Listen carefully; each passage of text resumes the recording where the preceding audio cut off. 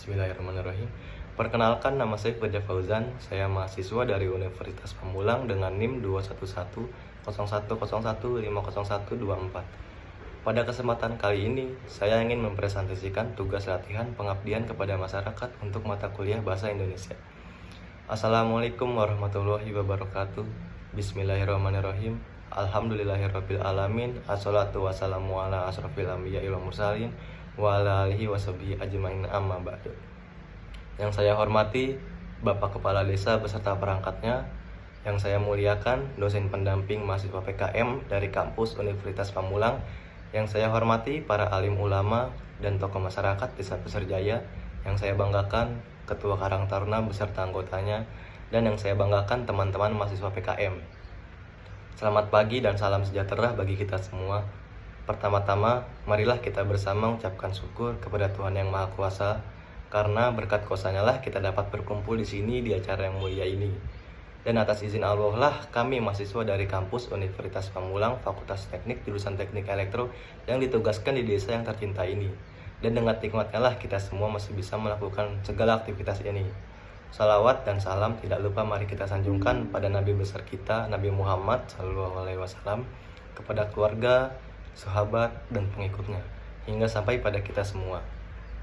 Kami dari mahasiswa kampus Universitas Pamulang, Prodi Teknik Elektro, memohon kerjasamanya serta memohon bimbingan kepada masyarakat, terutama kepada kepala desa, lurah, beserta perangkatnya, kepada tokoh masyarakat, alim ulama, ketua Karang Taruna, ketua pemuda, dan organisasi lainnya di desa ini.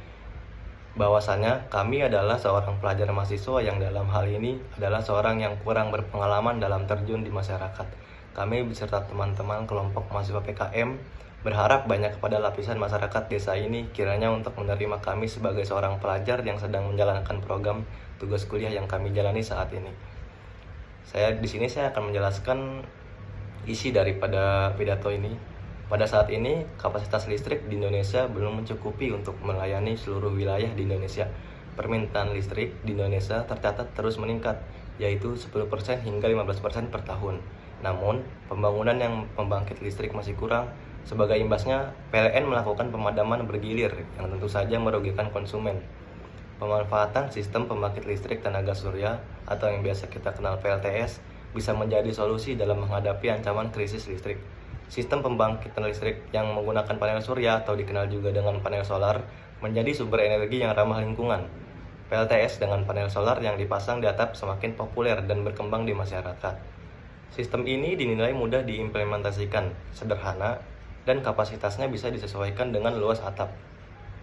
Pembangkit listrik tenaga surya bisa menjadi solusi dalam menghadapi ancaman krisis energi listrik yang terjadi di Indonesia. Sistem pembangkit listrik yang menggunakan panel surya menjadi sumber energi yang ramah lingkungan. Sistem ini juga diminati karena sinar matahari mudah didapatkan. Di Indonesia yang merupakan negara tropis di mana matahari menyinari wilayah Indonesia hampir sepanjang tahunnya. Sel surya atau solar cell adalah suatu perangkat atau komponen yang dapat mengubah energi cahaya menjadi energi listrik dengan menggunakan prinsip efek fotovoltaik. Yang dimaksud dengan efek fotovoltaik adalah suatu fenomena di mana munculnya tegangan listrik karena adanya hubungan atau kontak dua elektroda yang dihubungkan dengan sistem padatan atau cairan saat mendapatkan energi cahaya.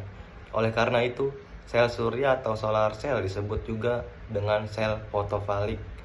Efek fotovoltaik ini ditemukan oleh Henry Becquerel pada tahun 1839. Arus listrik timbul karena adanya energi foton cahaya matahari yang diterima berhasil membebaskan elektron-elektron dalam sambungan semikonduktor tipe N dan tipe P untuk mengalir. Sama seperti dioda foto, sel surya atau solar cell ini juga memiliki kaki positif dan kaki negatif yang terhubung ke rangkaian atau perangkat yang memerlukan sumber listrik. Pada dasarnya, sel surya merupakan dioda foto yang memiliki permukaan yang sangat besar. Permukaan luas sel surya yang tersebut menjadi perangkat sel surya ini lebih sensitif terhadap cahaya yang masuk dan menghasilkan tegangan dan arus yang lebih kuat dari dioda foto pada umumnya. Contohnya, sebuah sel surya yang terbuat dari bahan semikonduktor silikon mampu menghasilkan tegangan setinggi 0,5 volt dan arus setinggi 0,1 ampere saat terkena ekspos cahaya matahari. Saat ini telah banyak mengaplikasikan perangkat sel surya ini ke berbagai macam penggunaan.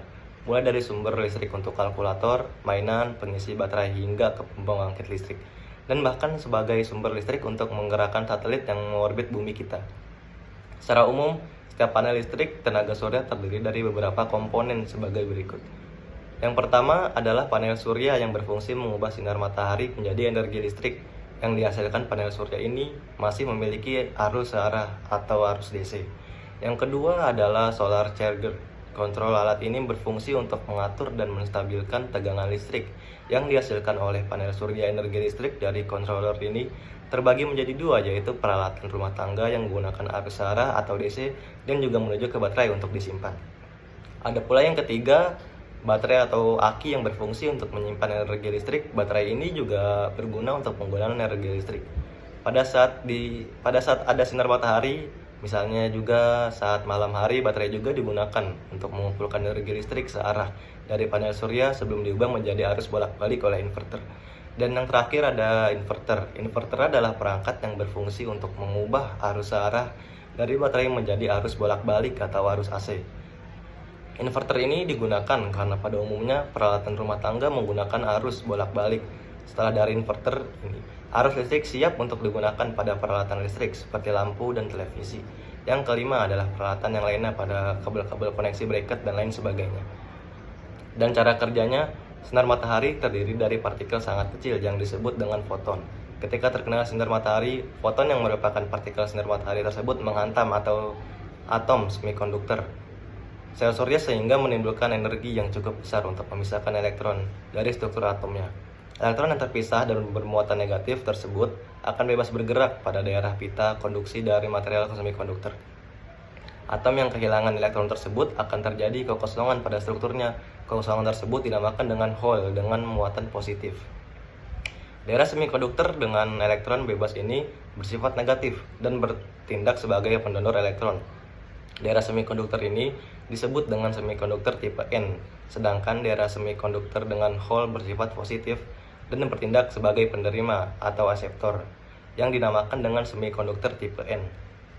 Di persimpangan daerah positif dan negatif akan menimbulkan energi yang mendorong elektron dan hole untuk bergerak ke arah yang berlawanan. Elektron akan bergerak menjauhi daerah negatif, sedangkan hole akan bergerak menjauhi daerah positif. Ketika diberikan sebuah beban berupa lampu maupun perangkat listrik dan lainnya di persimpangan positif dan negatif, ini akan menimbulkan arus listrik. Semoga dengan adanya sosialisasi penerapan rekayasa teknologi PLTS sebagai teknologi tempat guna yang dilakukan pada masyarakat Desa Pisarjaya ini berhasil membangkitkan semangat juang untuk meningkatkan produktivitas masyarakat desa. Serta kami berharap adanya penyuluhan ini memberikan manfaat PLTS untuk lampu penerangan jalan di desa, yang hasilnya menunjukkan peningkatan kesadaran masyarakat akan pentingnya fasilitas penerangan jalan bagi kenyamanan dan peningkatan produktivitas warga. Untuk itu, masyarakat juga harus mulai menyadari bahwa pemeliharaan fasilitas penerangan jalan merupakan tanggung jawab bersama dan sangat penting untuk dilakukan agar tetap menjaga keberlangsungan fasilitas tersebut. Demikianlah pidato ini yang saya dapat menyampaikan. Semoga Bapak Ibu sekalian dapat mendukung dan mengizinkan kami dalam merealisasikan acara PKM atau pengabdian kepada masyarakat ini dengan program pemanfaatan solar panel. Sebelum saya menutup pidato ini, saya ucapkan terima kasih kepada Bapak Ibu sekalian yang telah hadir dan menyimak isi pidato aspirasi kami. Kurang lebihnya mohon maaf jika ada salah kata dan tidak menyenangkan hati Bapak Ibu sekalian. Wassalamualaikum warahmatullahi wabarakatuh.